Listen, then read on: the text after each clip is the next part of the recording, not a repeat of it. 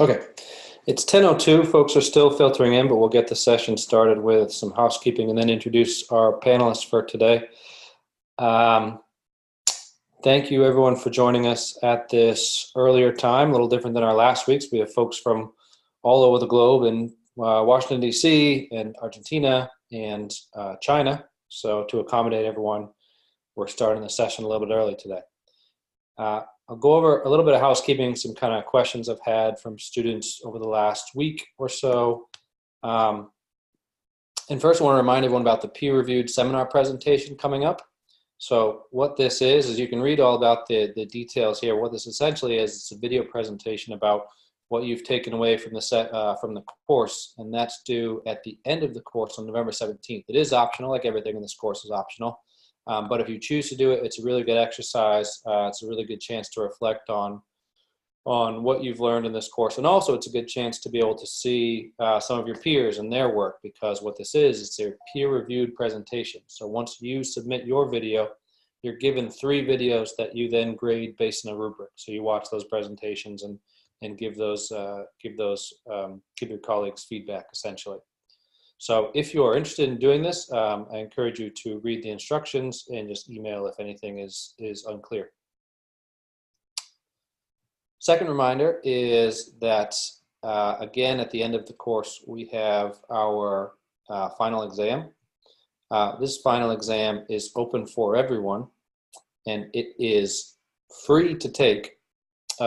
And you can get a certificate if you complete the course and complete the exam, and that certificate is free. The free certificate is a not-for-credit certificate. It's just a digital record that you've completed the course. If you choose to get continuing professional education credits, there's a question on that exam that says, do you want to earn credit for this course? Students who opt into that are emailed a bill, $50 US for the credit.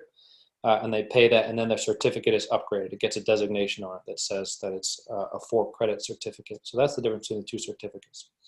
And then the last thing is, I've had several questions over the last week or so about whether this course will be available after the end date. And the answer is yes. The course is going to be available. All the content will be available. All the recordings will be available. The obvious difference will be that the forums will not be nearly as active. There'll be a little bit less support for the course.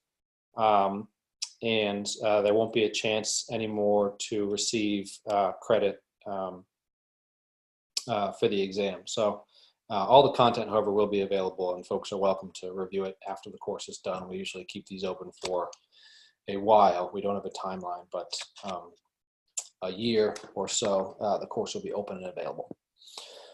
So with that, that's all the housekeeping. You can chat me privately if you have any questions about it, but I will hand it over to Satish, who will introduce our panelists for today.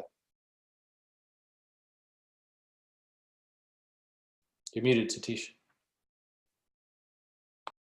Thank you very much, John, and welcome to our course, Climate and Health, Week 3, offered by St. George's University in partnership with the United Nations Framework Convention on Climate Change and Pan-American Health Organization, World Health Organization partnerships.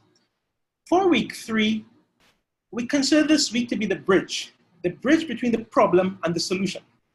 In Week 1, we articulated the climatic issues in terms of determinants of health. In Week 2, we focused on variations and diversity of health issues, from infectious diseases to chronic diseases.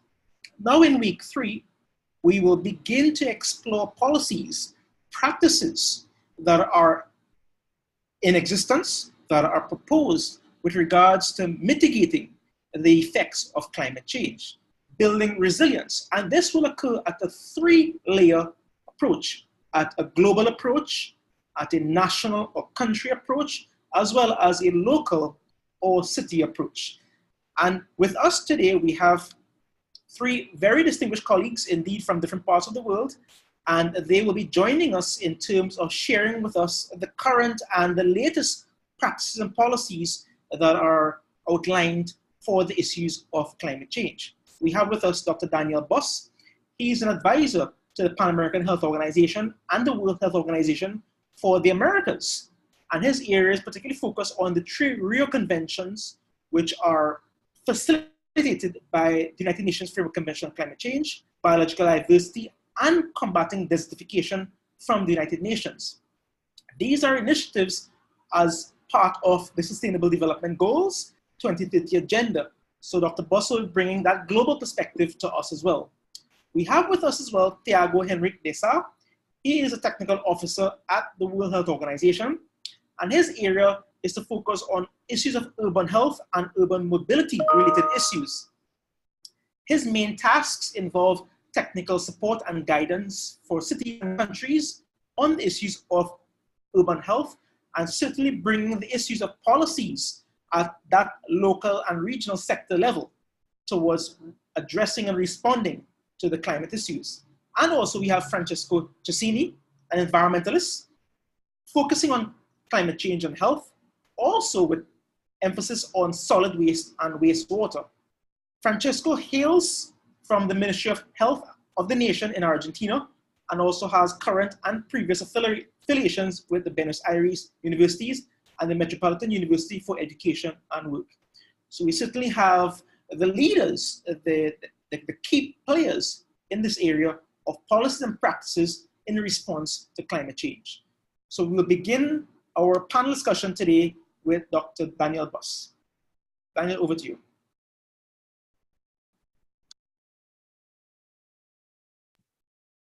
Hi, can you hear me now?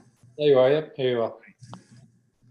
Thank you very much, Satish. Thank you, John. It's a pleasure to be here again with you today. I hope that you can see my screen. Yep, we can see it. Brilliant. So as Satish was saying, and based on what we discussed with UNFCCC and St. George's University, and recalling that we had this memorandum of understanding with UNFCCC, we have been working closely together with them here in the Americas. And St. George's University, thank you so much for inviting us again. SGU is a collaborating center with PAHO, the Pan American Health Organization, for the on the topic of climate change and health. And a little bit of the outline of this session. So the idea today is to discuss a little bit on the global and regional agenda on health and climate change. I'll pass through the main documents and some of the global resolutions of WHO and PAHO at the regional level that we have. And then a little bit on the PAHO and WHO agenda on climate change and health. And then the idea is to go to the country or national level to discuss a little bit on the vulnerability and adaptation assessments to climate change with a flavor to health, and the health chapters in national adaptation plans, what we call the HNAPs, and then work a little bit on the national plans and programs to strengthen health systems. And we're going to give you a few examples, one or a few on mitigation strategies, some on interventions on health infrastructure, and on improving surveillance and interventions on climate sensitive diseases and conditions. And then I'll pass the mic to my colleague Francisco Chesini from the Ministry of Health of Argentina, who is going to present us a case study of the development of an early warning system for heat waves in Argentina, so you can see how those global and regional agendas, they translate into proper action at the national level. And then Thiago, in the end, is going to present on some tools that the WHO is developing as part of the Urban Health Initiative to measure the co-benefits of green spaces, sustainable transportation, and other citywide interventions. And Thiago has been working with us here at PAHO and with other regional offices of WHO around the globe. So he's now in China. So we have these three panelists. Myself, I work here at the Pan American Health Organization in Washington, D.C. I'm the advisor on climate change and health. I've been working a lot with the Caribbean and other countries. So some of you, and I can see the names that I happen to know some of you, and I'm very glad to be here with you again. Just for the ones that doesn't really know the Pan American Health Organization, we are the regional office for the WHO in the Americas. So we work with the 35 member states and 18 territories of the Americas. Then we'll have Thiago de Sá. You can see he's on video as well. So Thiago is a technical officer of urban health and urban mobility at WHO Geneva. And Francisco Chesini, who works in the Ministry of Health and Social Development of Argentina in these Directorate of Social and Environmental Policies. So going straight to the presentations, and I think that's based on what we discussed with John and with Satish. The proposals that we go through the 3 presentations and then we open for questions and comments. But if you have any burning questions and if you really want something to be clarified at the spot, then just let us know and we'll try to accommodate that. You can let us know by raising your hand or writing in the chat. Somehow indicate that you want the question answered right away. We can definitely pause the presentation for some questions if you have them. Okay, great, thank you. So going slowly with this, a little bit of the history of how climate change and health are related at the very global world and global forum. It started way before, but let's say that because even the documents that is called the Brundtland Report, Gro Brundtland was a Minister of Health of Norway, and she was the one that presented the first main discussions of the limits of growth and the idea of sustainability and the main contributions that formed the base of the discussion of Rio 92. So these global summits that happened in Rio de Janeiro in Brazil in 92 set up a series of initiatives, including the formation of the UNFCCC and the United Nations Convention on Biological Diversity and the United Nations Framework Convention on Combat Desertification. And also it had a very important document called Agenda 21 that that's kind of set global targets and global actions to increase sustainability of countries, communities. So it went from global level to community levels. But it kind of lacked, what it lacked at that point was to be something that the countries felt that they needed to report back clearly and not just report as they felt that they should. So the Kyoto Protocol in 97 then produced a series of recommendations and a series of actions that gave countries a very clear roadmap on actions that should be made.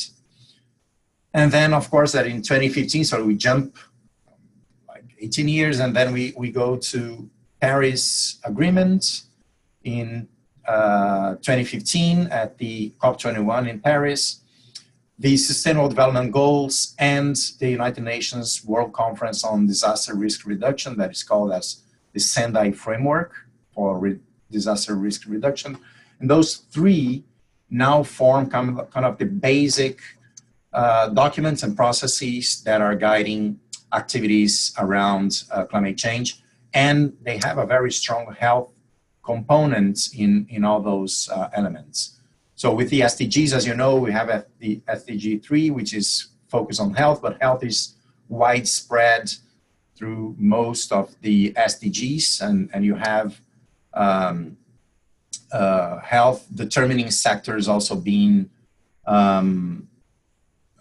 addressed in those SDGs, and with actions that is in the end is going to promote health or provide co-benefits to health. A few of the documents that are important, I'm sure that most of you know those documents, but it's never enough to remind you again. So the IPCC, the Intergovernmental Panel on Climate Change, they launched their 5th assessment report that is also known as AR5 in 2014 and 2015 with a series of documents. And then they launched, the same group launched these special reports in 2018 as the Global Warming 1.5 as a kind of a call to action of what can happen to the world if the temperature increases above 1.5 degrees Celsius.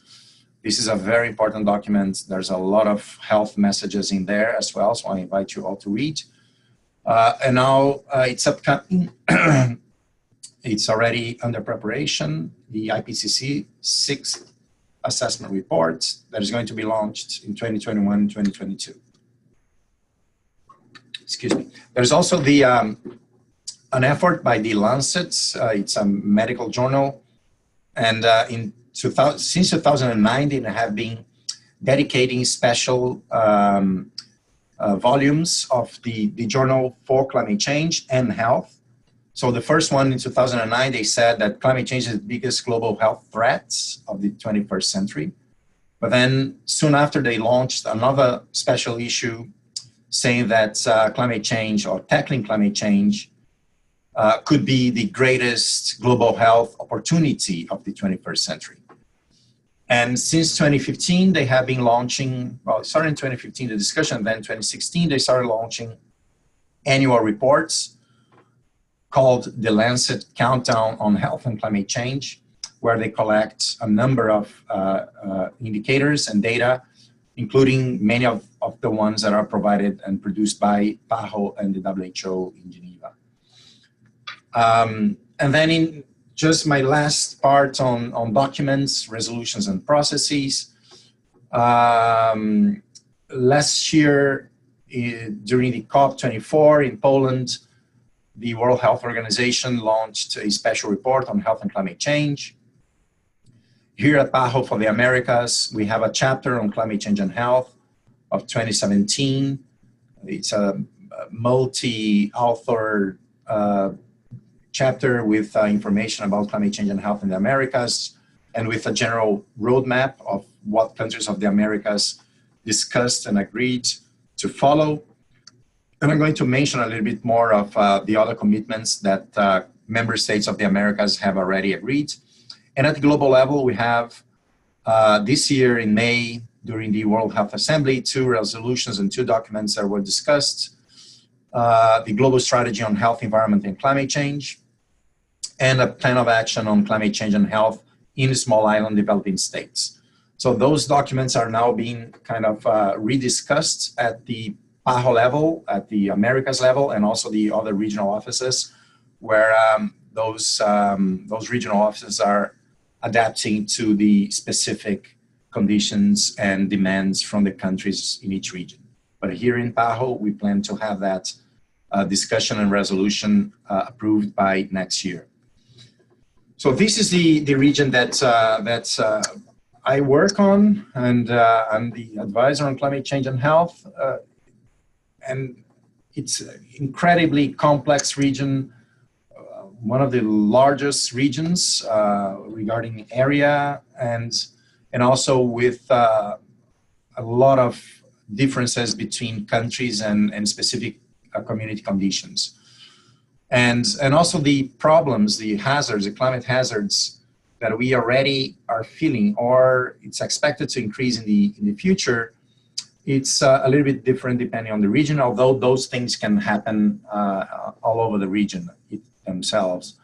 So here for example, in the US and Canada, we are experiencing heat waves and wildfires. Now the state of California is a multi-billion-dollar damage due to more than 1,000 focus of fires happening in the states and the states surrounding it at this point, with losses of human lives and wildlife, and also ecosystem services. In Central America, we face the problem of drought and water and food insecurity in what is called the dry corridor of Central America that covers 5 countries in Central America. In the Pacific area of South America, we have been seeing altered patterns of precipitation and landslides. 2 years ago, we had a serious problem due to a El Nino plus climate change effects in Colombia, Ecuador, and Peru. We have been seeing outbreaks of vector-borne diseases like Zika, yellow fever, chikungunya, dengue in Brazil and in other countries in South America, and in the Caribbean, of course, the hurricanes. There are terrible histories of hurricane and storm surges affecting small island developing states. I'm going to address a little bit more about that in the future. And also there's the problems that affects all the countries as waterborne diseases and toxic biota, and severe storms, air pollution, and sea level rise that affects coastal areas and small island developing states. And of course, you probably saw that last week, climate change can cause direct impacts to health as extreme weather, heat waves, wildfire disasters through natural systems by the cofactor with air pollution and food and water contamination and biological changes of vectors, hosts, and pathogens, but also through impacting socioeconomic systems and causing food and water insecurity, conflicts due to scarce resources, forced displacements, and mental disorders. And you have two main filters that the health sector and societies can use to prevent those causes to impact health. So working on social and behavioral context, so doing training courses like this and educating people and making people change their behavior, but also creating some other systems for social protection, but also creating a health system and improving health systems conditions through improvement of surveillance, but also improvement of infrastructure, well, surveillance services, and also by improving infrastructure. But health also has a role to play in cutting those chains in the top, when so reducing climate change effects, so reducing greenhouse gas emissions. So those are the things that we're going to address today, and with a few concrete actions from around the globe. So we saw, this is one of the images, very powerful ones, the top left, when we see 3 hurricanes category 4 or up hitting the Caribbean Sea at the same time, and that was unprecedented and causing major destructions in Dominica, and this year in, well, last year in Dominica and 2 years ago, right? Dominica, Puerto Rico, and other countries, PVI, and this year in the Bahamas and other countries. So the level of destruction is huge.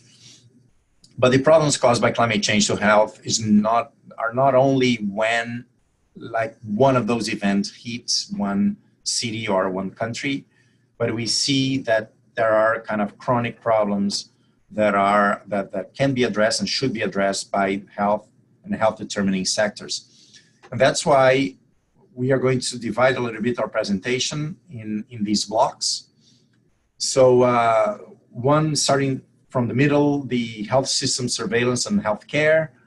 We can work on that by strengthening and preparing better planning tools. So the national determined contributions, including health elements to that, national adaptation plans, national mitigation action plans and emergency plans, for example, but also creating an observatory on climate and health and developing early warning systems for extreme weather events such as heat waves, vector-borne diseases to prevent or to anticipate and prepare systems to vector-borne diseases outbreaks.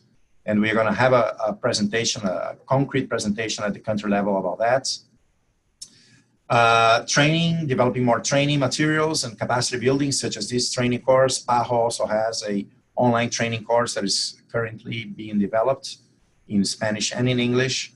And we have another tool that is called the Country Profiles on Climate and Health, that we are using that to raise awareness and to keep track of the progress that countries are making around the globe, but especially in the region of the Americas. And with regards to health infrastructure, so to make healthcare facilities safer and greener. And here at PAHO, we call this initiative as Smart Hospitals, and I'm going to share a few slides with you today. We had someone to make a specific presentation on that, but unfortunately the person couldn't be here today with us. Anyways, I'm going to present that. And we have been working a lot in cooperation with them. And about the healthy, resilient, and sustainable societies. So there are specific tools for decision-making at the country level, at the city level, or at regional or sub-national level that Thiago is going to address with you in a moment. So to start with a little bit of the planning, and I'm going quicker now, it's we have the Caribbean Action Plan on Health and Climate Change, just to give you one example on how the Pan American Health Organization and the World Health Organization work with the member states. So working with ministers, and we work in this case with ministers of health and environment and or ministers of climate change from 23 countries and territories of the Caribbean. And we developed a interesting document, and the meeting was there in Grenada last year. And it's a complex system to do because it's a country-driven process. We as PAHO and WHO, we are a technical secretariat. So we guide countries, we work with countries, but we seek the consensus of the countries. And we did that through webinars, receiving direct country inputs, through facilitated discussions, presentations, technical presentations from many agencies, discussion panels and group discussions. And then we ended up having the Caribbean Action Plan on Health and Climate Change. I think that the document might be available to you as a link in the end. If not, we can make it available. And it was discussed and prepared around 4 main topic areas: empowering health representatives, increasing evidence on the connections between climate and health, strengthening and improving implementation activities at country and subnational level, and increasing financing to these activities. And all those 4 main pillars, we had national and local actions, regional and global actions, and indicators to measure progress. So we are now working at using the same strategy that we use in the Caribbean. We are doing that in Central America with all Central American countries and all South American countries. And we have a number of other documents that I can share with you. On the left side, the Protecting Health from Climate Change is a guiding document for development of vulnerability and adaptation assessments at the health sector. The 2 in the middle, the operational framework and the guidance for NAPS, it's to provide the health elements in national adaptation plans to climate change. So we are now moving at the activities at the national level. So those are documents that can guide countries and help countries to develop their documents to include the health components in the vulnerability and adaptation assessments, which is a diagnostics tool. And then in the plan of action, the national plan of action or action plan on climate change, including the health component. And the last one is how to do a quantitative assessment of risks associated to climate change in projected scenarios. So countries can use that as well to kind of have the baselines and then what are the trends, expected trends with regards to some climate sensitive diseases. So again, at the national level, we have these trainings on health in national adaptation plans on climate change. We did that in the Caribbean with other countries and territories in Central America and South America last year. And now we are advancing country by country in providing support when needed to develop the health national adaptation plan. I can see that one colleague from Guyana is here, and she has been working in preparing the HNAP for Guyana, and Grenada also had theirs. So it's moving slowly, but in a very interesting and important way. And also it opens these HNAPs, they open possibilities for funding by the GCF, by the Green Climate Fund, which is associated with the UNFCCC through the National Adaptation Plan Readiness Program or through specific readiness or implementation programs. Another interesting tool that we have at the national level is called the Climate and Health Country Profiles, is a joint publication between PAHO, in the case of the Americas, PAHO and WHO, and the UNFCCC. We had a few published, and now we are under preparation of many others. starting with the small island developing states, but moving steadily with to other countries. And this is pretty much information or climate information following two main scenarios. You can see in the left-hand side in yellow would be climate indicators or meteorological indicators as number of flooding, number of warm days, increasing temperature, if we follow business as usual, or if the Paris Agreement's indicators are met, and also how that reflects to health indicators. And then depending on the country, we are using different health indicators. It can be vector-borne diseases as malaria, as dengue, or persons affected by heat waves, or persons affected by flooding. So that depends on pretty much on each country and the problems that each country face. So we work closely with ministries of health and other ministries to develop those documents. They're available online, and the link is there, and I can make it available to you. Another interesting initiative that we're carrying forward is developing national but also regional observatories on climate change and health.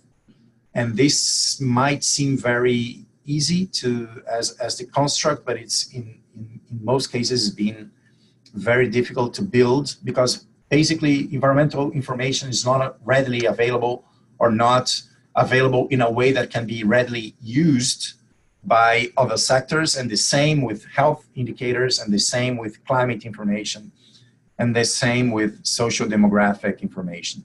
So the main idea is to create a platform where those information can talk to each other, can share a common platform, so we can develop risk models and then do risk communication and policy recommendations.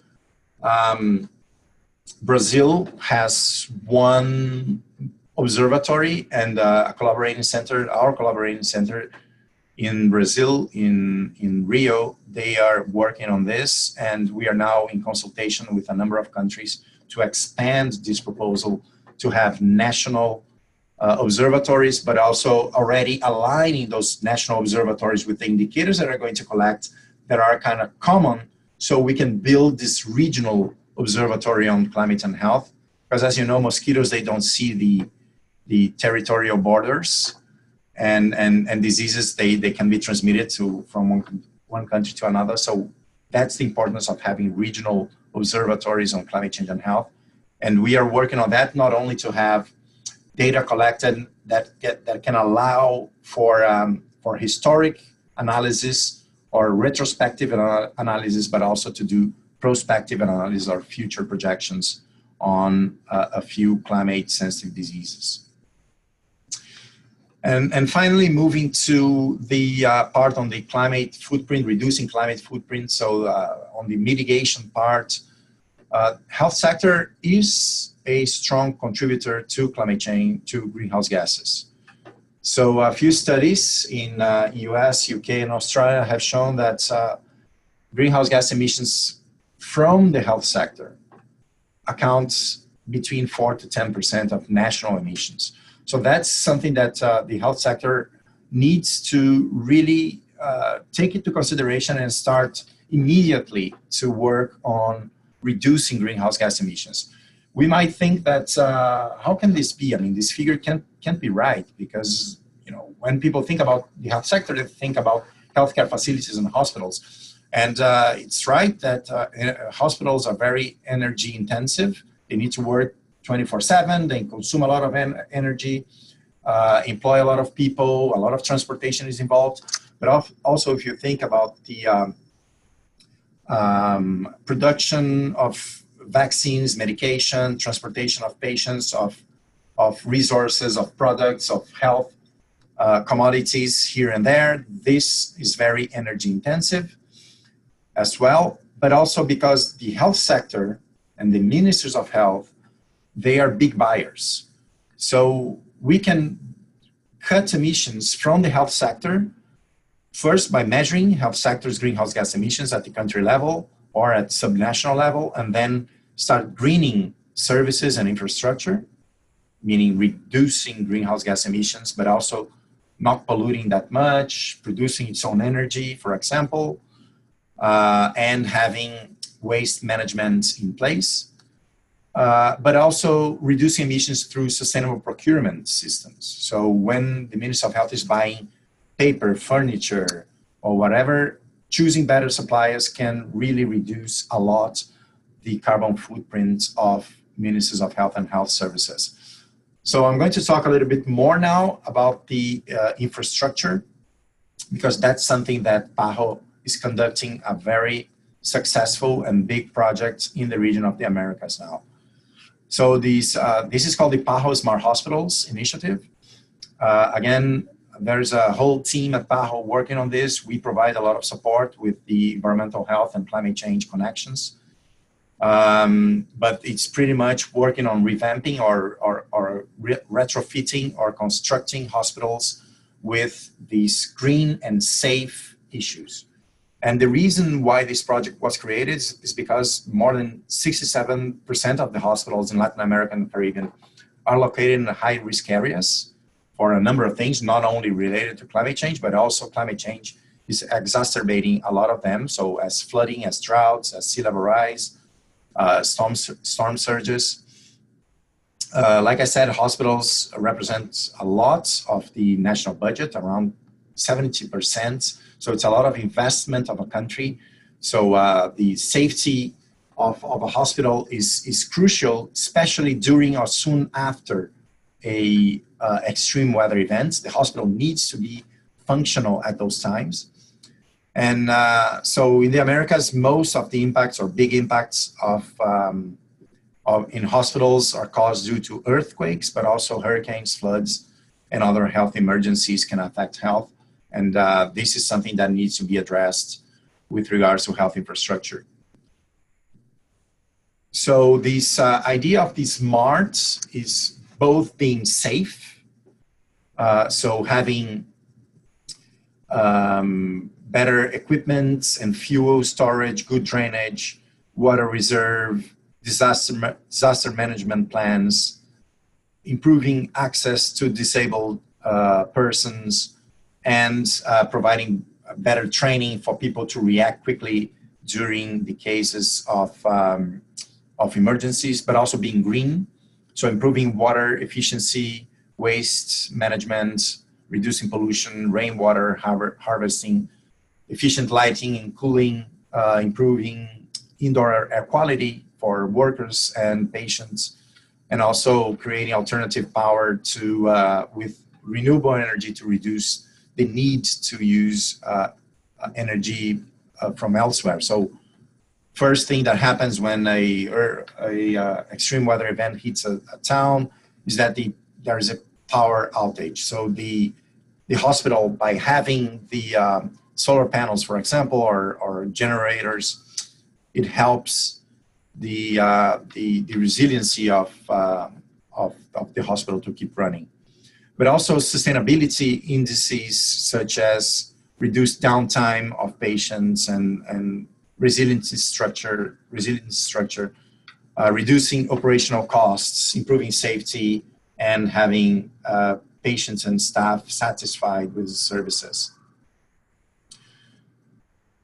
So this is done by doing a hospital safety index, a green checklist, then creating these baseline assessment tools in a number of health centers in a country, and then creating a cost-effective analysis for each or for a selected number of healthcare facilities in a country or in a region, and then doing the changes. As you can see, this is in St. Vincent and the Grenadines. This is also in St. Vincent and the Grenadines with the solar panels, with more safety issues, with a secure roof, because in the case of hurricanes.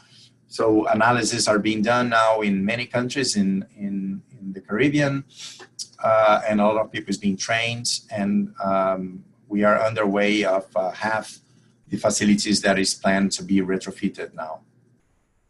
So this is my last slide, and this is kind of the cue for Thiago, although we are going to start with Francisco talking about the national level for one concrete example of an early warning system for Heatwave for Argentina. And then Thiago is going to talk a little bit about these policies and intersectoral actions that help to promote co-benefits to human health. And this is pretty much under the Urban Health Initiative that WHO and regional offices such as PAHO are conducting now. So thank you very much. I'm going to jump quickly to the presentation of Francisco, and then if you have any questions or comments, we can discuss in the end. So Francisco, thank you very much for joining us from lovely Buenos Aires, Argentina. And over to you for your presentation. Thank you. Okay, thank you, Daniel, Satesh, and Sean for this opportunity. I am Francisco Chesini. I work in the Ministry of Health and Social Development of Argentina. I decided to read my presentation. I really hope you understand my English. I will speak about the early warning system in Argentina as a result of a collaborative work between the Ministry of Health and Social Development and the National Meteorological Service. I must say, we started working together many years ago. Next, please. Argentina is a country located in the south of South America, which has actually approximately 45 million inhabitants, and 10% of that population has more than 65 years old. Argentina has a climate diversity.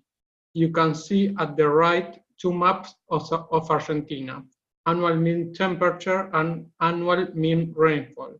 Both of them are from 1981-2010 periods. Next. From 2009, the National Meteorological Service has developed a system of early warning system of heatwave and health. Particularly, this system was applied to Buenos Aires City. It was a result of an academic work developed by climate scientists without participation of people of the health sector. The mentioned early warning system had 4 levels of alert. Green, without effect on health population. Yellow, it could be dangerous for some specific population, like babies, kids, elderly people, and people with chronic diseases. Orange, the risk is increased for vulnerable and general population, and red, it is an extreme case of heat wave which could affect healthy people. Next. In December 2013, in Buenos Aires City, as well as the north and center of Argentina, an extreme heat wave was registered. Specifically in Buenos Aires City, this heat wave lasted 9 days, being the longest in the record of the Central Observatory of Buenos Aires since 1906. Due to high temperature, there were power blackouts. Consequently, there were many protests of affected citizens in the street, as you can be seen in the photo. In the heat wave of December, the red alert was issued, as you can see in the headline of one of the most important newspapers of Argentina. Of course, it is in Spanish. The translation of the headline is "The heat wave does not cease and the red alert remains." This heat wave forces us to contact the National Meteorological Service to develop a more comprehensive approach of mortality related to heat waves. In that context, we were concerned about the sanitary impacts of this heat wave. Next. The collaborative work with the National Meteorological Service involved a research. The study was called Mortality due to heat waves in the warmer semester 2013-2014 in the center and north region of Argentina Republic, an ecological research. This study was carried out with the support of Salud Investiga grants from the National Ministry of Health and Social Development for multicenter studies. Apart from the National Meteorological Service, 2 public universities were involved, the National University of Entre Rios and the National University of La Matanza. The aim of this study was to analyze and describe in what way the mentioned heat waves affected mortality. Next. We carried out an observational study in order to contrast mortality during the heat waves on the semester 2013-2014 with the same period in the years 2010, 2011 to 2012, 2013. It must be considered that in the 3 previous summer periods, no heat waves were registered. General and specific mortality rates were calculated. The specific mortality rates were carried out in different provinces by sex, age group, and cause of death. Also, relative risk was calculated with its confidence interval. Different characteristics were considered to describe the severity of the mentioned heat waves. These are duration and mean temperature magnitude that has been calculated by percentiles of each variable. Next, please. On the chart, you can see that December heat wave affected 17 provinces with an average duration of 6.9 days. In 7 provinces, the mortality rates increased significantly and 1,046 excess deaths were registered. In the January, 16 provinces were affected by a new heat wave. In this case, mortality rates were increases in 6 provinces, resulting in 635 excess deaths. Finally, in February, a heat wave affected the northeast provinces, causing 196 excess deaths. We also calculated specific mortality rates by age group. We only noticed increases in the risk of death for the 60 to 79-year age group and the 80-year and over age group. The death causes that showed significantly increases were respiratory, cardiovascular, and renal diseases, as well as diabetes mellitus. Next, please. The conclusions of the study were the following. During the analyzed summer, there were 3 heat waves with large duration and temperature intensity. The mortality during the heat wave of the summer 2013-2014 show increases in general mortality rates as well as in specific mortality rates related to age, sex, and cause of death. The greatest differences between significant and non significant increases mortality risk were observed in the extreme mean maximum temperature of heat waves. Next, please. The result of that study, plus the evidence of the increase in the frequency, intensity, and duration of heat waves, took us to develop an early warning system to contribute to reduce the impacts on the health of the population.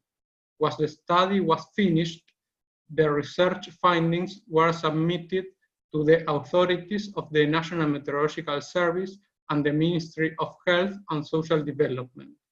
Consequently, the National Meteorological Service decided to expand the mentioned early warning system to the whole center and north region of Argentina.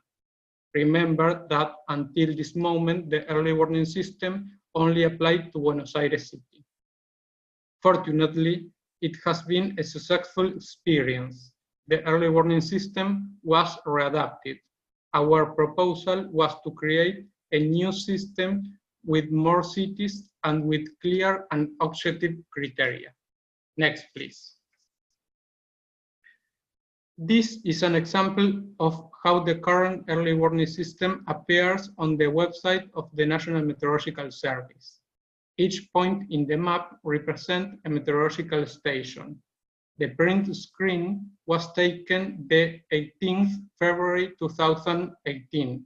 Different levels of alert, yellow, orange, and green, were observed that day according to the location of the station. The system issued a daily alert from October to March for each of the 57 cities located in the center-north regions of a country. This alert is valid for 24 hours. Next, please.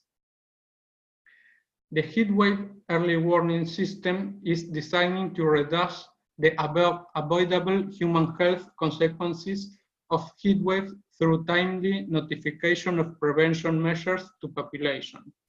When the National Meteorological Service issues a heatwave alert, the Ministry of Health and Social Development gives recommendations for general population and vulnerable groups. This dissemination of heat advice to population involves the website of the ministry and mass media campaigns.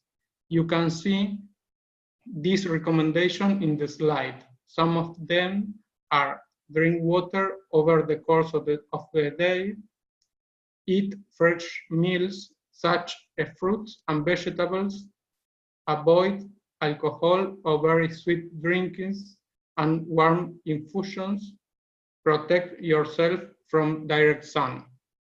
Next, please. In 2018, we create a permanent group of climate change and health as an initiative of the Directorate of Socio-Environmental Policies of the Ministry of Health and Social Development, where I work. The aim of this group is to contribute to develop a national policy of climate change in order to minimize the associated sanitary risk. Next, please. As you can see in the slide, there are 7 departments of the ministry that are currently part of this permanent work group: the Directorate of Socio-Environmental Policies, the Coordination of Vector Control, the Coordination of Zoonosis, the Coordination of Health Situation Room, the National Directorate of Sanitary Emergency, the Directorate of Municipalities and Healthy Communities, and the National Directorate of Medical Equipment and Health Facilities. These departments were chosen because they are in charge of different aspects of public health which are being affected by climate change. Next, please. As a part of the permanent work group, we worked to define a communication action. You can see the communication flow diagram elaborated within the work group in order to inform the state of heatwave alerts within the health system. This flow diagram involves different governmental levels: national, provincial, and local. It must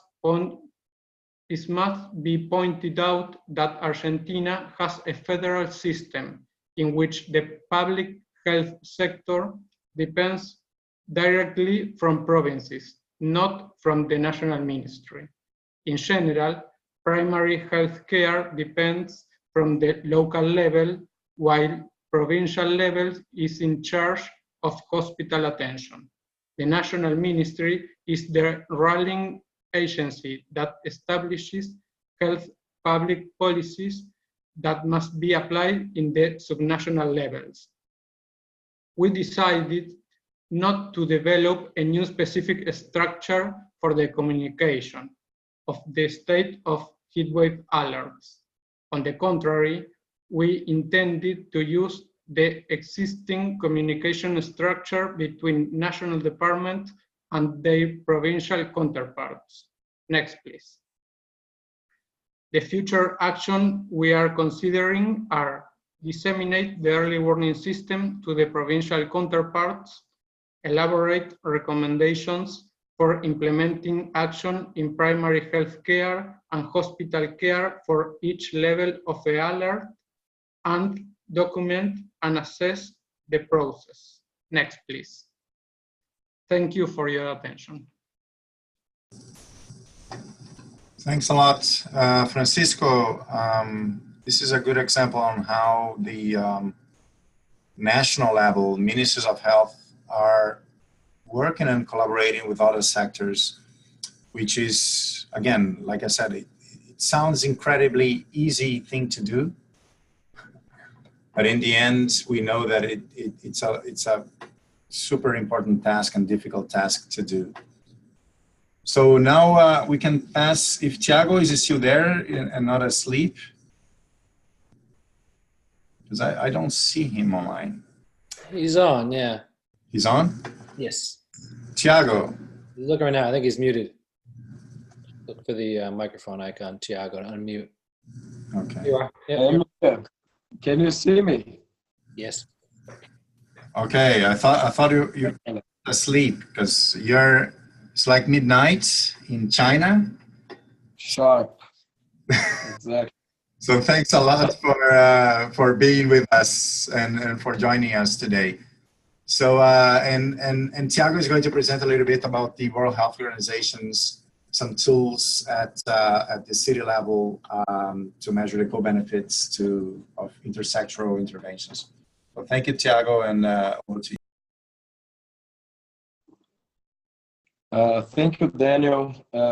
Colleagues, it's a great pleasure to be part of this event today and share a bit of the work that we are doing as WHO, both at headquarters, but also at the regional offices, and as you will see, at the country offices as well, to support action on the ground to address the many challenges that we have to deal when we talk about cities, including climate change.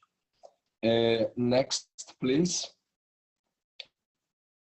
Perhaps before going there, I would just like to say that I am, as Daniel has already mentioned, based at headquarters.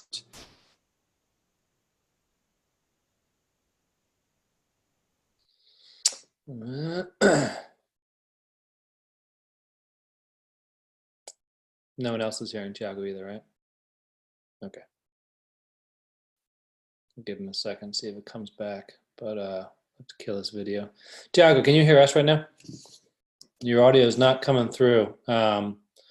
So what we might have you do is I'm trying to think of the most reliable way to get you back in.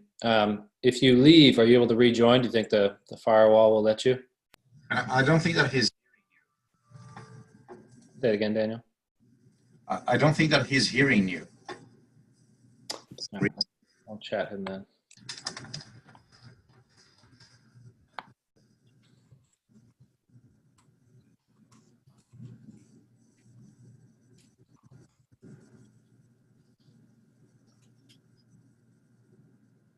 I can also kick him out, which will potentially force him to rejoin. Let me see if there's something I can do to force him to force a change here.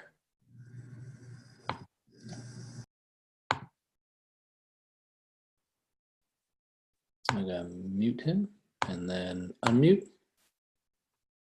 Thiago, can you hear us yet? Doesn't look like it. What I'll do is I'll kick him out and hopefully he'll rejoin. And when he rejoins, I presume his audio will work, at least temporarily. I can't kick him out because it won't let him rejoin. Let's see.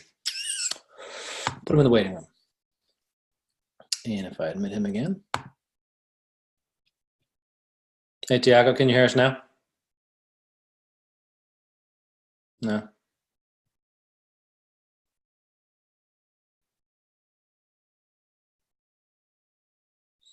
I think he's typing.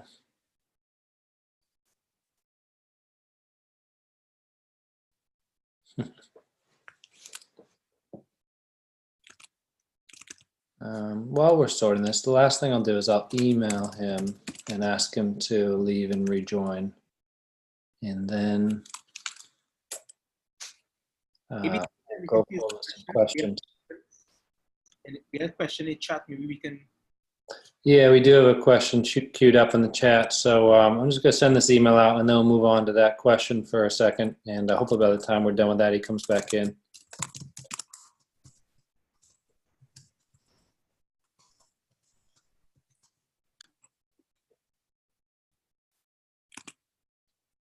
Okay. All right.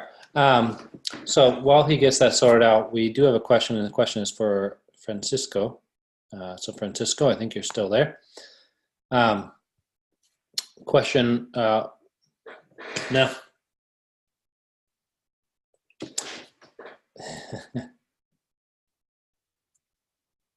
No one can hear. Anybody know sign language? I know the alphabet.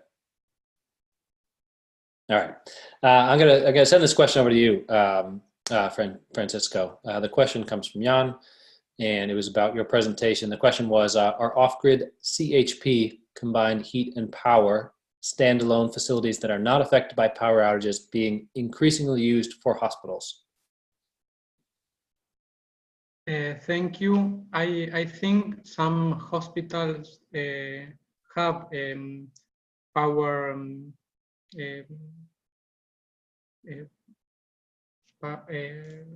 CHP for that situation, but not all of that.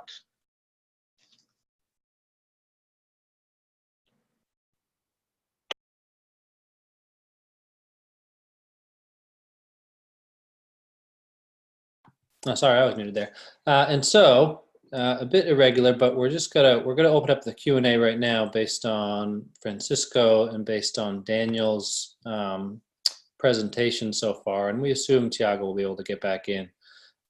So while everyone types their questions into the chat or raises your hand, and a reminder, the way you can do that is if you go to your participants tab, there are icons, including a yes icon, no icon, and a raise your hand icon. You can use any icon. I can see them all, and I can call on you to ask a question. So I'll give it a second to queue up some questions. So Tish, I don't know if you had any questions based on the presentation so far.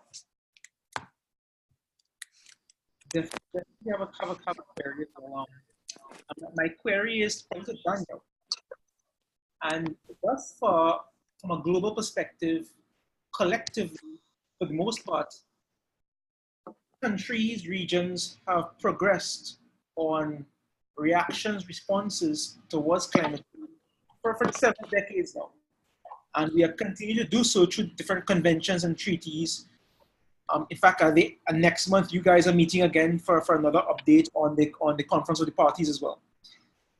My question has to do with all of these prescribed recommendations, whether it's temperature change capping, whether it's carbon release capping, how much do you think these protocols or policies can actually make a meaningful impact at the coastal region, at the riverbed region, at the person who is experiencing severe dust and air pollution?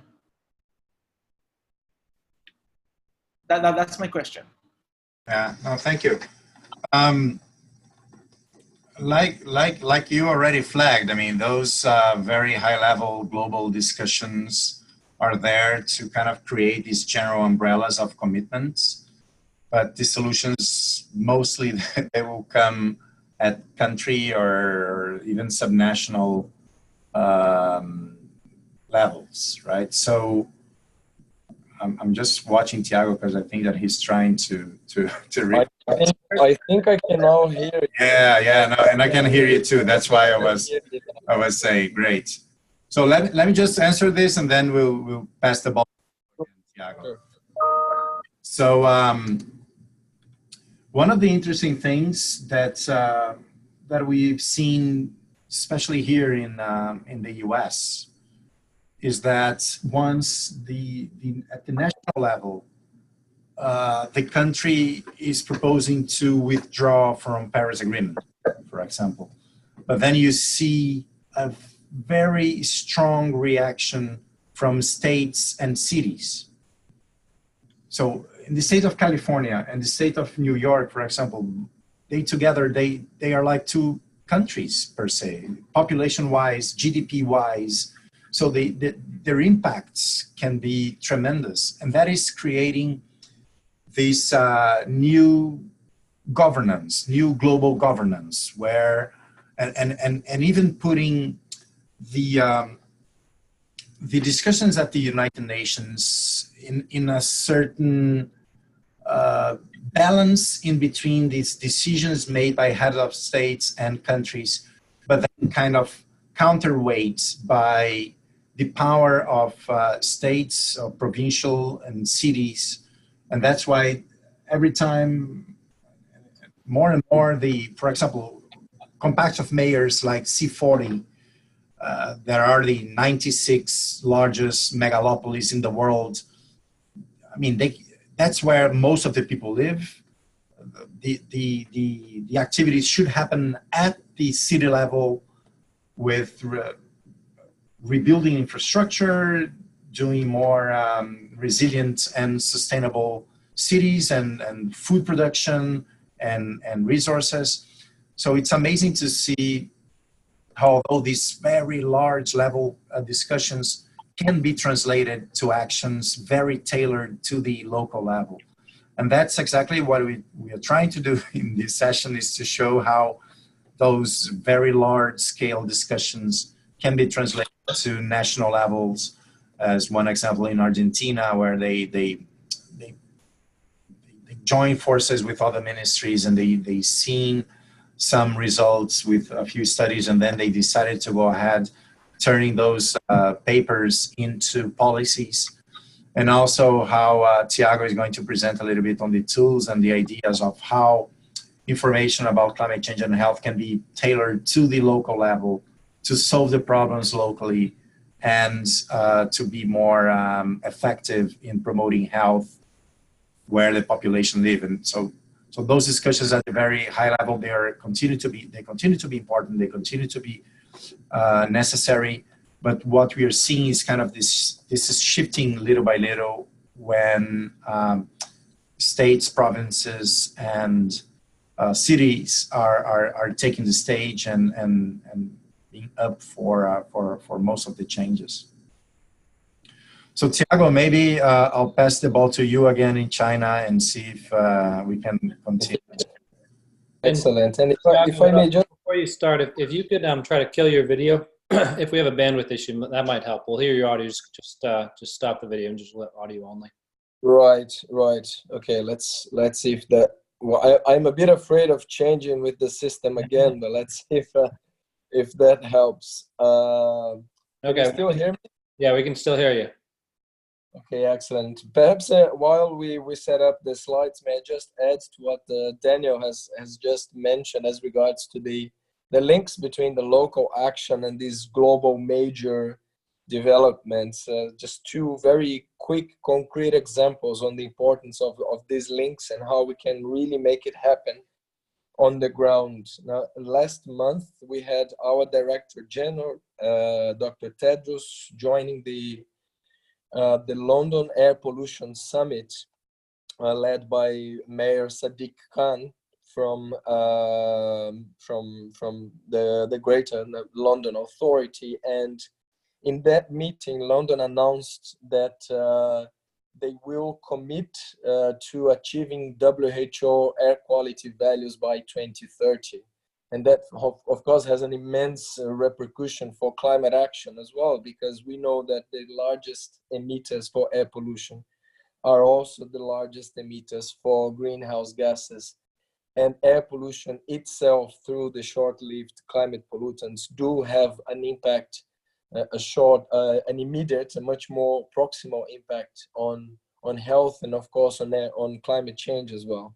The second concrete example is is the leadership that we have supported through some of the activities that we are developing in Accra.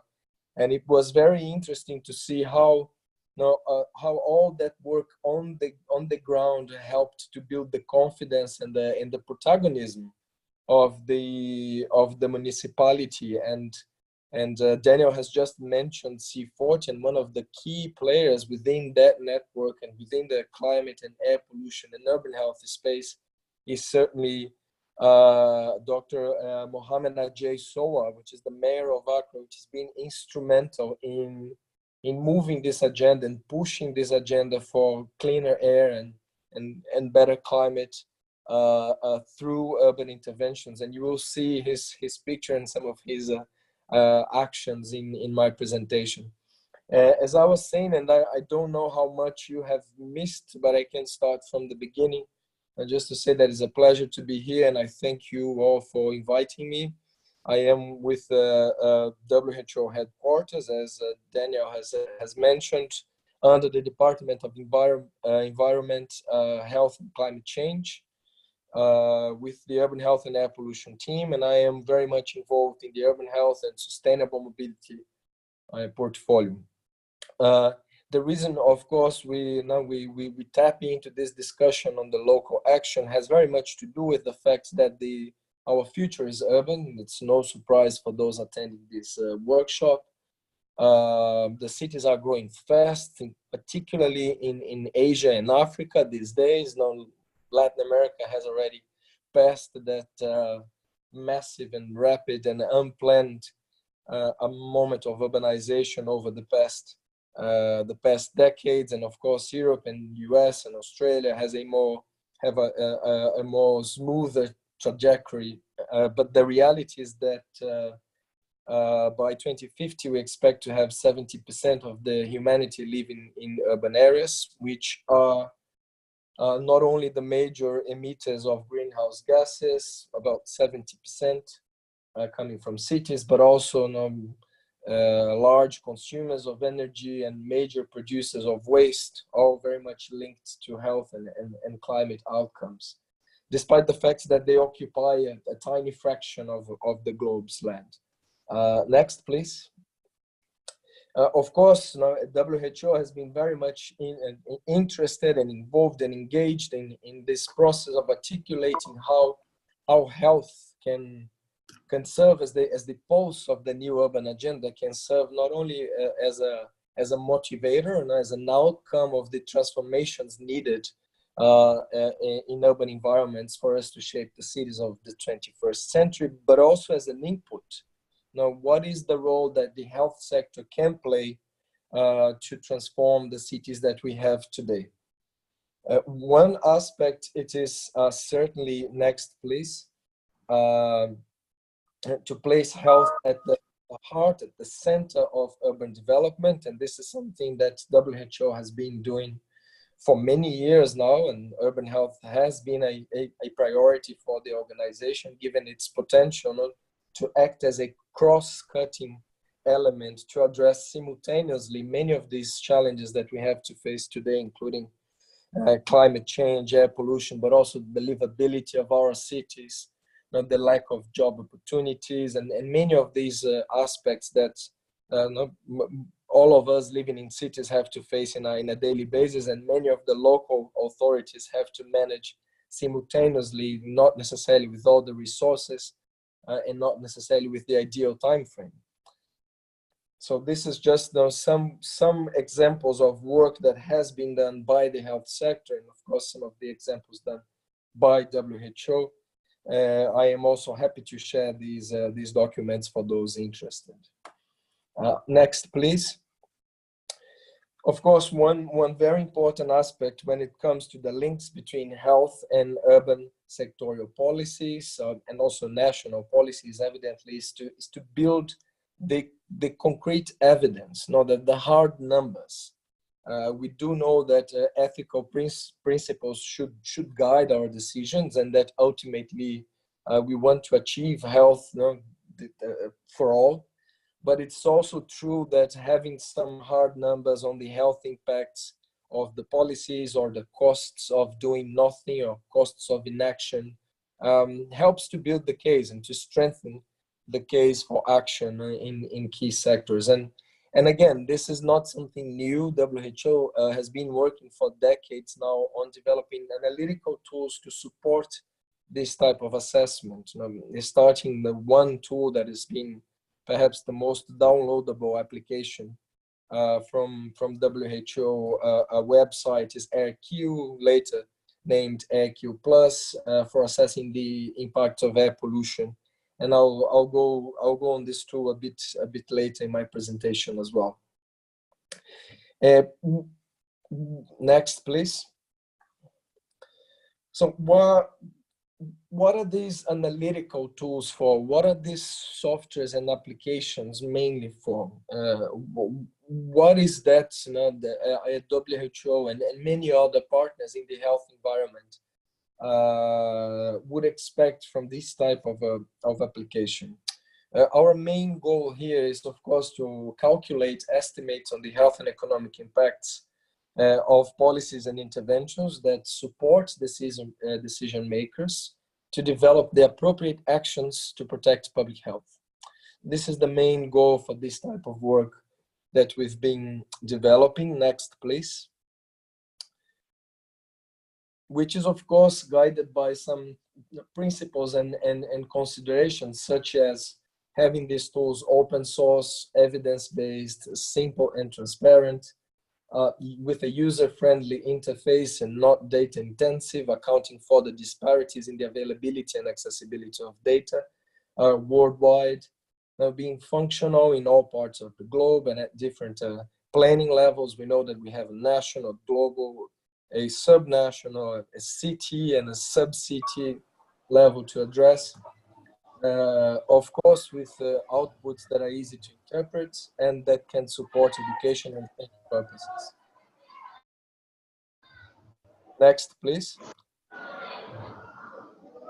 I am hearing some background noise. I'm not sure if it's if someone has the mic unmuted, but I'm checking right now. Yeah, that's not coming from your hotel, correct? Okay. Excellent, thank you. So here's just some examples of WHO applications, and this is certainly a non-exhaustive list. And these tools, it's important to mention that they are at different stages of development. But as you can see in this list, we have analytical applications to facilitate the assessment of the health impacts of policies in transport, in walking and cycling, green spaces, land use, and air pollution, as I mentioned before. I'm going to go quickly through some of these tools just to illustrate what they are and what they do. Next, please. So the first is called Green UR, which is a tool originally developed by WHO Europe, our colleagues from the Bonn office, the specialized office on environmental health. And it's a tool that is basically a plugin for a QGIS that allows you to evaluate the green space availability and the related health impacts. Next, please. There are several pathways covered within the tool, from the direct impacts through all-cause mortality and cardiovascular mortality to impacts related to ecosystem services, such as the effects of green space availability on cooling effects, for example, not to mention some other modules to be developed on active transport and mental health. Next, please. This is how the tool looks like for those familiar with QGIS. This interface is very much similar to what you're familiar with, and this is what you're seeing there is the buffer of 300 meters green space in a given city, and of course from there you can derive the population that lives within those green space buffers. Next, please. Another tool that's been developed by the colleagues from Europe, which we now at headquarters are working to adapt for global use, also with the collaboration of the colleagues from PAHO, particularly for the case studies on Latin America and the application of the tool in the US, is the Health and Economic Assessment Tool for Walking and Cycling. And as the name says, it aims to assess the health impacts of interventions on walking and cycling. And this tool already has a carbon module as well, which allows assessments in terms of carbon emissions. It's a web-based tool, and you have the link on the slide. Next, please. Now, of course, you can combine this tool to some other types of assessments, such as the potential for cycling uptake in a given city. Now, bringing both the spatial dimension and the health impact dimension to the equation. Next, please. AirQ Plus, as I mentioned, a very simple tool that can run on a memory stick to assess the health impacts of air pollution. You basically only need 3 numbers to run this tool: population affected, air pollution levels, and your mortality data. The relative risk is already offered in the tool by default. Next, please. And basically, this is the type of results. This is the simplest result you can get, and you can have an idea on all the potential for this type of information in terms of moving the agenda for policy change. Next, please. Another tool that we've been working very much, and it's important to highlight, as I mentioned before, that there are many other tools out there. And in this particular case, WHO has been collaborating with the University of Cambridge to apply the integrated transport health impact modeling tool in Accra. And we have succeeded in doing that. And that has allowed the colleagues to then reapply this tool based on the developments and the adaptations done for Accra to 15 other cities, including in Asia, Latin America, and the Middle East. Next, please. I won't go into detail here, but this is just to illustrate what you can achieve by embracing a complexity approach for this tool. So what you see here is a tool that is able to look into the potential impacts of transport policies on air pollution, on physical activity, on injury risks, and then derive from there the net benefits of the policy scenarios for a given city. Next, please. Of course, all these tools, they mean very little if we do not have a strategy in place for them to be used, for people to know about them, for people to learn how to adapt them to their local context, and for people to be able to make the best use of the results that we get from these assessments. So that is why it's one of the main forces behind the Urban Health Initiative, which aims to catalyze change by using the health arguments, the health competencies, and the health communications to create demand for action in other sectors, in other areas in which the health sector itself has little to say, such as in transport, in waste management, in land use, energy, and many other areas relevant for the urban environment. Next, please. I won't go into detail here, but just quickly to show you the levels of urban transformation, which you can understand as steps of the Urban Health Initiative. That goes from mapping the current policies and the stakeholders and the power forces in a given place, to build competencies of the health policymakers, but also of the other policymakers involved, to assess the tools and adapt them for the local context, test the policy scenarios, communicate on these results, and track progress. Next, please. So what I show here in my last 3 to 5 minutes are some activities and concrete results of the application of the Urban Health Initiative in 2 pilot projects in Accra, Ghana, and Kathmandu, Nepal. Now here you have capacity building activities and knowledge exchange activities on the tools. So we used the need for adapting the tools and the opportunity to apply them to also train people in this process. Next, please. As you can imagine, in Kathmandu and Accra, we are dealing with at least 3 different economic sectors. In the case of both solid waste, household energy, and transport/land use. And in the case of Kathmandu, we're also dealing with brick kilns, taking into consideration the major sources of air pollution, which has been the entry point for these 2 pilot projects of the Urban Health Initiative. And of course, we need a lot of data. The good news is that this data, in many cases, are there, and the people are also there, and the capacity is there, the expertise is there. It's just not organized and coordinated in a way that is more efficient. Next, please. So as I said before, what you see here are some of the preliminary results of the application of the tools and the application of the tools to support decision-making on the policy scenarios.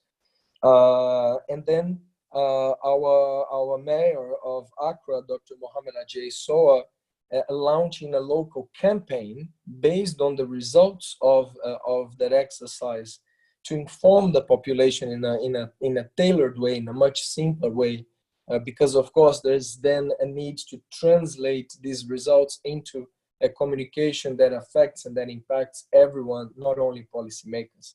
And it's interesting if you look at this image from the kids talking about green spaces, and commuting, active commuting to school. It's interesting how the municipality has picked up this idea of bringing different challenges together. And while the entry point has been air pollution, it is absolutely right to say that we cannot tackle one single problem at a time. Next, please. Of course, this work has also highlighted for us at WHO and for other many partners involved in the Urban Health Initiative, including UN Habitat, but also some of the city networks mentioned, eClay, C40, that we have a lot of tools and we have a lot of guidance produced already. So WHO and UN Habitat have partnered together to develop a source book aiming to facilitate the integration of health into urban and territorial planning. So this source book is aimed to support urban leaders, health and planning professionals, not only to understand a bit more on where these tools are and what these tools do, but also on how they can be used as part of the whole planning system, the whole planning process of reshaping a city or addressing climate change, for example. With that, I would like to end my presentation, and once again, thank you all for the invitation. I'm very much open for the questions and very happy to be here contributing with some of the work that we have been developing together with our colleagues from WHO and our partners around the globe. Thank you. Thank you, Thiago, and thank you, Daniel, and thank you, Francisco. It is 11:30 on the East Coast, much later where you are, Thiago. So we've only got time for a few questions for the end of this. And we do have the first one here in the chat. For anyone else, just a reminder, you can chat questions or put them, raise your hand as an icon. And we'll get to a few of these questions before we have to break for the day. But first question comes from Abigail, and I believe it's directed towards Thiago. And the question is, decisions made at the COPs are expected to filter down to the country level. However, some countries lack the technical capacity to access the available resources. What assistance can a country get to build capacity for readiness support to access climate financing? So I'll start with Thiago, and anyone else can answer it as well. Thank you, Abigail. I think that's a very interesting question, and I believe that having the capacity to make the case, for more investments to address climate change is crucial in many cities around the globe. And I think that placing health at the center of this conversation can be very beneficial, because it's an interesting entry point and it can serve as a convening force to bring many people together. Of course, there are many resources available, and it's important that the city tap into some of these available resources such as, for example, the expert assistance provided by WHO country offices whenever the capacity is there, and WHO regional offices, of course, with the strong support of headquarters, but also some other initiatives, including, for instance, the Solution Center of the Climate and Clean Air Coalition, or the Solution Center of many of the city networks that we have just mentioned. There's another aspect that's important, which is the local capacity. Sometimes the local knowledge institutions, universities, they do have a lot to offer, but perhaps the right model process, the right strategy is not there, and therefore the conversations do not happen. And this is what we've witnessed through the implementation of the Urban Health Initiative. Now, specifically on how to support access to climate financing, perhaps Daniel, you have a better experience on that, on the support to cities and countries to access specific funds for climate action. Right. No, thank you for the question, Abigail. So this question is focused on how to build capacity for readiness support. So I'm assuming the question is related to the readiness program of the Green Climate Fund. And the Green Climate Fund provides technical support for countries, for the NDAs, the National Designated Authorities, so they provide training. So the country and the entry point to the GCF is usually the Minister of Finance, who is a counterpart of the GCF. So they receive the proper training on how to access those international funds for climate action. The suggestions that we did and that we did in Guyana and that we do is that the ministers of health work together, first of all. Well, very interesting. Maybe Francisco, if he wants, he can comment on that. Because I happened to be in that meeting of the permanent, when Argentina created this permanent committee on climate change and health with a multitude of ministries and departments. And it was a very interesting process because in Argentina, for example, they started with a meeting, an intra-ministerial meeting. So putting together all the departments within the Ministry of Health first, health promotion, health education, vector control, disaster risk management, hospital and healthcare facilities, infrastructure, and etc. And they put them all together to start first drafting what would be the proposal of health to other sectors. And very interestingly, I have here on top of my table, Argentina, they produced what would be the VNA, the Vulnerability and Adaptation Assessment of health for climate change.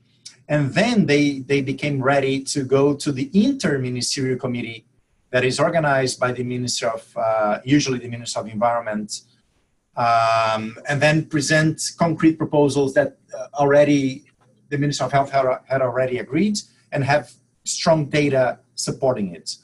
And now the next phase on this step-by-step thing is to working with the NDAs to prepare proposals for the Green Climate Fund to start implementing the action plans that the countries have decided. So this is a little bit of the way under this international climate financing process on how we are providing support and how we are stimulating countries to go. Just as a piece of information, since the question comes from the Caribbean, last month, a month ago exactly, on October 7 and 8, we had in Jamaica a meeting between PAHO, the Green Climate Fund, and many other donors with all the countries in the Caribbean, where countries of the Caribbean prepare proposals, health proposals, developing with the NDA, and presented it to the Green Climate Fund to receive comments. And also we had the World Bank, GIZ, JICA, Inter-American Development Bank, Caribbean Development Bank, and other donors. So the idea is that we're trying to promote this. And as you can understand, we are a multilateral system as United Nations. This is a country-driven process. So the countries are in the driving seat and conducting their processes. And we are providing the support, and we are connecting the dots, and we are trying to build a enabling environment for these proposals to go through. And when the countries need, we can provide technical assistance to the country in specific areas or in providing general comments. So this is a little bit on how this structurally this works, but I think that it needs very strong engagement from the ministers of health to start discussing and putting these discussions at the table. So that's why I'm raising Argentina's experience, which was to me a very interesting one. Jamaica had a very interesting process as well. So I think that this is like a snowball and unstoppable. Now many ministers of health are engaging in these discussions, are participating in COPs, and I think that this is the way to go forward with regards to get climate financing for health and climate change. Okay, so I think we'll have time for one more question. I have a question, guys. Well, thank you once again, Daniel, Thiago, and Francisco as well. My question is, policy is driven by data. The evidence informs the policy decision-making process. And Thiago, for example, presented some very important vital statistics, which is one of the population health indicators. My concern, though, is how representative is our vital statistics currently as it relates to direct cause of death related to climate events? My reasoning is, when we think about the sources of death certificates or the reasoning why people die, there may not be even the option or the linkage for a physician, for example, to document that this patient died as a result of chronic obstructive pulmonary disorder, secondary to air pollution, or this patient died from hypovolemic shock, secondary to dehydration as a result of heat stress. So I'm thinking that there's a gap, there's a deficiency in the data. How can we then address that deficiency in data to provide a more realistic representation of climate-related health issues, and in particular death and diseases, to reflect back to a greater level of priority and sensitization towards policy and action? Well, perhaps I can start, and I think your question is excellent, because in fact, and indeed in many, if not in most cities around the globe, we do have an urgent need to improve the quality of our health data system. A lot of progress has been done,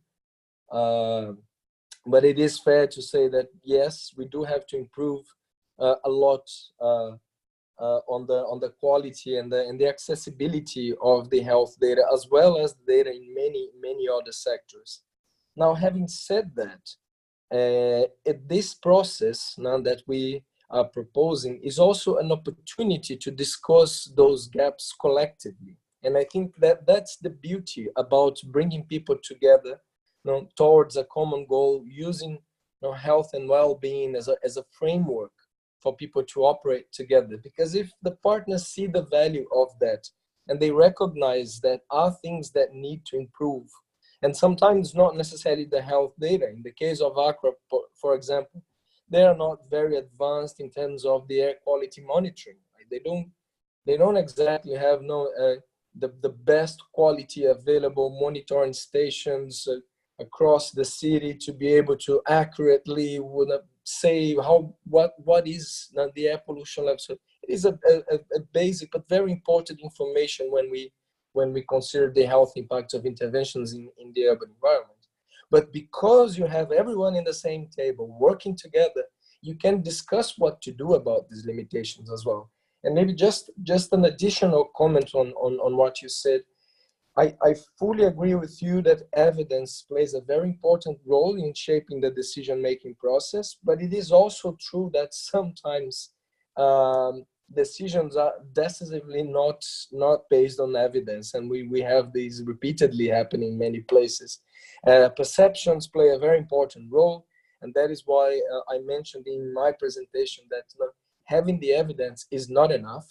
You have to translate that evidence to communicate with patients. So healthcare workers should be equipped to talk about these things in their daily practice with the general public. So you have to communicate this in a way that people understand the urgency and the importance of addressing it. You have to communicate it with politicians, with practitioners, with policymakers, so that the perceptions are, we try somehow to create this demand for action and this sense of urgency for health. And evidently, there's also an important aspect shaping the decision-making process, which is the political will, and the political interests. And again, if we're able to tap into these in a timely manner, acknowledging the limitations, but also acknowledging the fact that we have to do something together, I think we have good chances of being successful.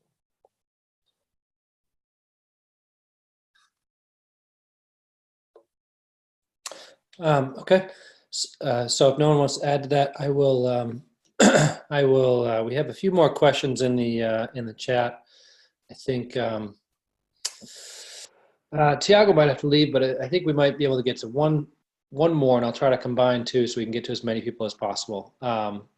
So there are two questions that came in that are somewhat related, and so I'll ask both of them, and you can kind of take on which one you want. And I'll start with Daniel with it. But the first question from Ella is, what action are we taking to preserve the rural areas from urban development?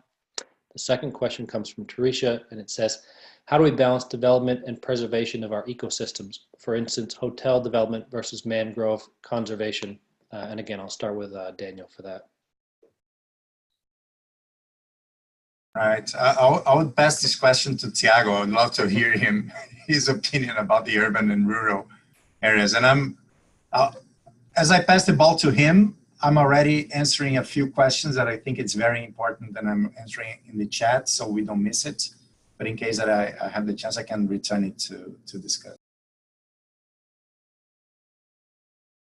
Is Thiago still there? Or He was, and then it looks like he might have just jumped off. Okay. Right. So, well, I'll write this later.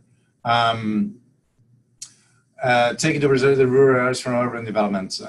To be honest, I'm not familiar with many of those policies or activities. One of the things that we are trying to promote, at least here in the region of the Americas, to remembering that we are talking, I mean, the perspective where we are coming from is from the United Nations, PAHO, WHO, and Ministries of Health as well.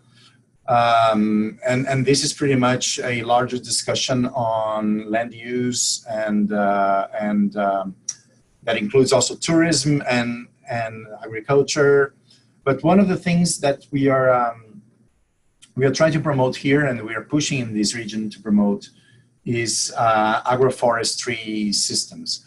So in a way of really making sure that first of all, the production of food is as close as possible to the cities, in a way recognizing that the rural areas have a role to play and have a reason to be if we need any reasons for that. I mean, I'm a biologist myself. I'm an ecologist by training with a PhD in public health. So I'm fully, I also saw a question about mangrove conservation. So I'm fully into all those initiatives of ecosystem services, and ecosystem services are crucial for promoting health. So there's no question about the importance of rural areas, not only to provide services for urban areas, but also because they are really important areas for biodiversity conservation, for ecosystem services, and to promote cleaner air, cleaner water, not only for humans, but also for wildlife. So I mean, having said that, I think that covers a lot of what you're discussing. But some of the things that we're trying to promote is, for example, nature-based solutions. So this is something that we should put on the table. Well, I mean, it's more and more being mainstreamed. I don't know if you attended the first seminar in this series where someone was asking, can't we create a machine that removes CO2 from the atmosphere and produce clean air, and then we will solve the problem with of climate change? And I answered, and a few others answered, well, there is this kind of machine which is called a tree. You know, so so we try always to create these very complex solutions to this very complex problem that we created. And we don't think that we have some of those solutions at hand. So using nature-based solutions should be one of the main goals of any advanced society.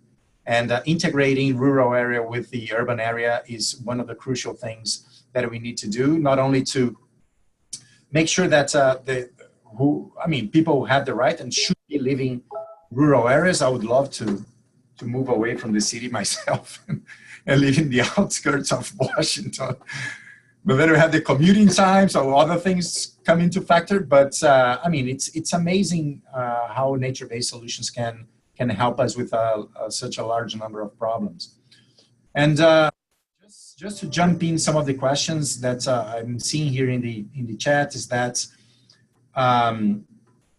the death coding and causes of death that should be revised to link death to climatic conditions. And I think that this is kind of what we are aiming for and what we want. And I saw your comments, Ella, as well about the death certificates. So one of the things that we are doing now, and we are about to finalize later this year, is what we are calling a pocketbook for medical practitioners on climate change and health. So the idea is taking from a medical perspective, and it's incredible to see how medical doctors, and nurses as well, but they kind of take the approach of their specialties more than anything else. They're not worried about the causes, they're worried more about the health outcomes, and they start from there, and then they might create the links or envision the links of the causes, and then help us in raising awareness and doing policy interventions.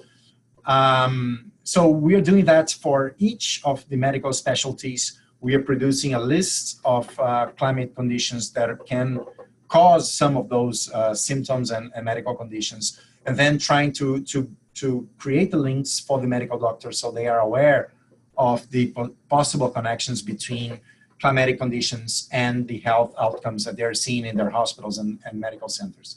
So one example could be during a heat wave, you should not prescribe some specific medicines, because that might even increase the risk of those persons, especially if those persons need medications, so they already have some medical condition to work on. So there are so much things that we don't know, and that we really need to continue to create the evidence. But I agree that once we are able to clearly identify the attributable burden to climate factors, then that will be much more simple to do. So today we can infer the attributable burden in very specific cases to dengue, for example, because of climate conditions, or malaria. But this is not widespread. This is not available for everyone yet. So this is a golden goal that we are looking for in the future. Very nice. Thank you for your answer to that. And thanks for addressing the two questions before. And what I'll do is I will send those questions as well to Thiago and see if he wants to send the course some articles or things, and we can post those up to the course later. And so with that, we're out of time, and I'll hand it over to Satish to close out the session. Thank you very much, John. And certainly thank you from the significant discussion and contribution by Daniel, Francisco, and Thiago as well. What I particularly draw reference out of this session is, while we discuss challenges in this course, we discuss climate health, disease burdens, determinants of climate change, we're seeing more and more the climate opportunities that's involved at the global level, at the regional, and at the local level as well. And certainly our panel have provided us not only with examples, but also in their responses, how small island developing states, how rural versus urban settings can actually adjust and adapt to the changes that's occurring as well. So certainly it's an opportunity for us to reflect, but also to engage in the current thinking going forward. As we end week 3, the conversation continues as our asynchronous activity requires for students to consider an event or scenario that is as a result of climate change, a disease burden, for example. And based on that particular event or scenario, propose or connect a particular policy initiative or practice that can be used to mitigate, to address that particular issue as well. So we're looking for a bridge, we're looking for an issue, and we're looking for a policy solution, a practice solution as well.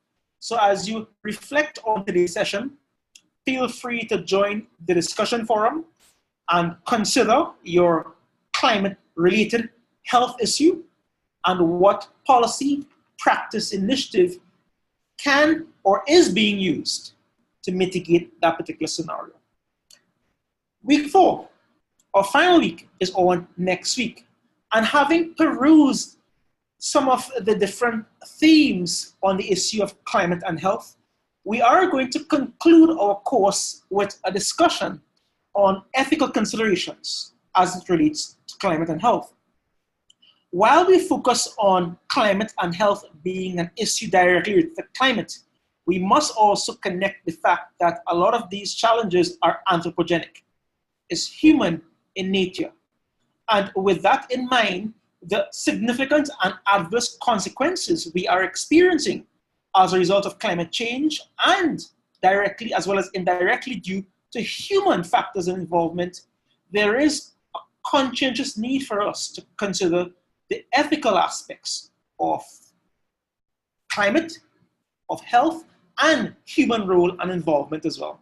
So we will conclude this course with that particular discussion. We have with us a professor of bioethics from St. George's University, Professor Cheryl Cox McPherson, who has authored and has done a lot of work, especially in the Caribbean region, as it relates to ethical perspectives on climate and health.